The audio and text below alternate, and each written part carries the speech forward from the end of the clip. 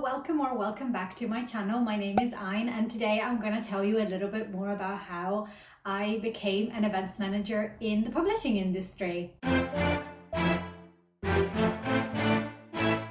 When I first started out in publishing, I was focusing mainly on sales.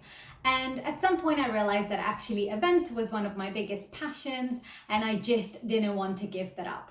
However, I hadn't been in publishing for a very long time and I knew that I wasn't ready to leave the industry. So I basically started thinking how it would be best for me to make the transition to become an events manager while staying in the industry. And I think that's just something that everyone should have a think about. So before you think about leaving your job, have a think and ask yourself, is there somewhere else or some other role that you can join that is going to be just perfect for you, but it's not going to be such a drastic change? So what I have decided to do when I realized that I really wanted to be in events is I just started looking into how to make the transition.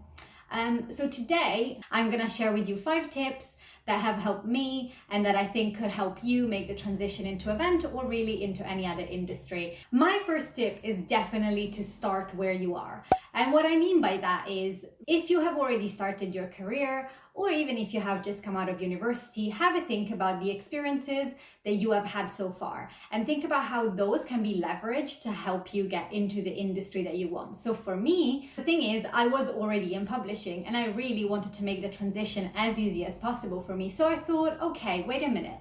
I am going to have a look and see who else is an events manager in the publishing industry. Can I have a chat with them? Can I go volunteer for them? And actually at the time I was working in a big publishing house, which is actually where I'm working right now, but I did switch companies in between, so I haven't been there since. But when I was in my sales assistant role in that publishing house, I knew I wanted to get into events. What I thought of doing is, let me have a look and see if they've got an events coordinator or an events manager that I can talk to. And I found someone who was very kind. I invited her for coffee, we had a chat, and as a result, I managed to do some volunteer experience. And that was so exciting for me because at the time I was just trying to explore whether events would even be a possibility in publishing. So what I'm trying to say is it's important that you don't forget all the tools that you already have at hand.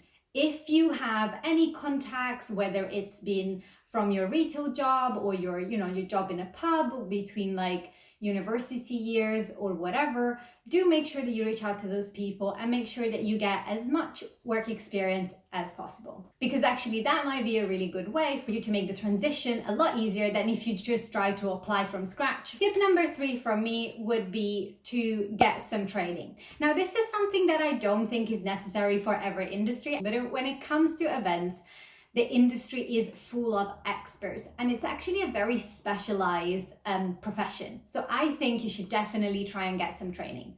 Now, the training can be free or it can be paid. It completely depends on what is available to you and what you can actually commit to. But I would definitely recommend trying to understand how the industry is structured and what kind of skills you will need to actually be a great events manager. I think for events it's very important that you have some basic skills and that they are at a quite strong level. So for example, being very good at keeping organized, being very good at multitasking, and also performing under pressure.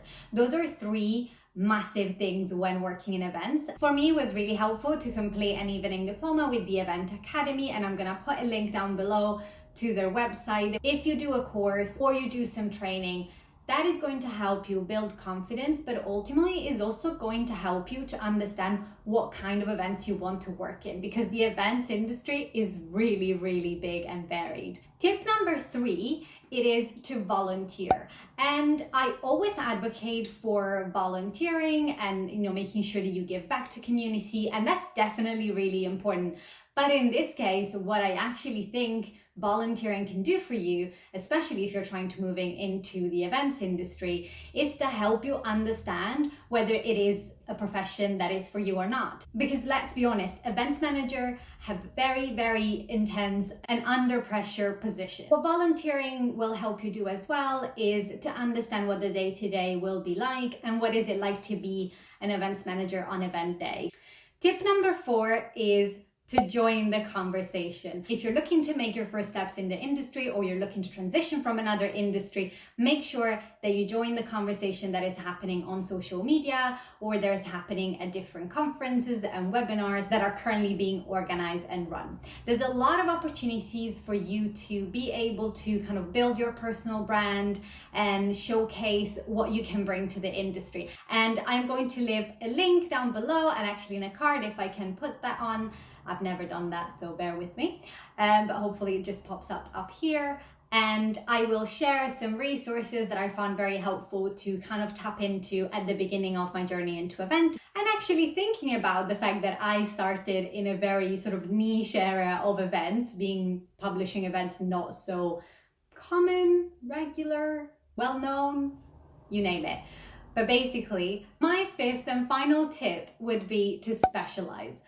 This is just my personal opinion, of course, but I do think that actually there is a lot of strength in specializing. So if you're trying to make the transition, or if you're trying to start off in the industry, you will need to stand out. And you're going to stand out by targeting the companies and the places that you really want to work for. In terms of, you need to be open-minded for sure, but in terms of positioning yourself, being able to say, actually, I have a clear idea of where my taste is like, what my creativity is like, what my key skills are like. That helps you and helps whoever is reading your application thinking, oh yeah, that'd be great. They can bring in some expertise. And of course, as I said, this is just my opinion, but I do think it's beneficial to make sure that you make yourself stand out, and also that you ultimately build a strong personal brand, and that you really let your personality shine through. And I think if you want to really make a good impression, get into the industry and carve your own path in it, you should think about what makes you special and what makes you unique,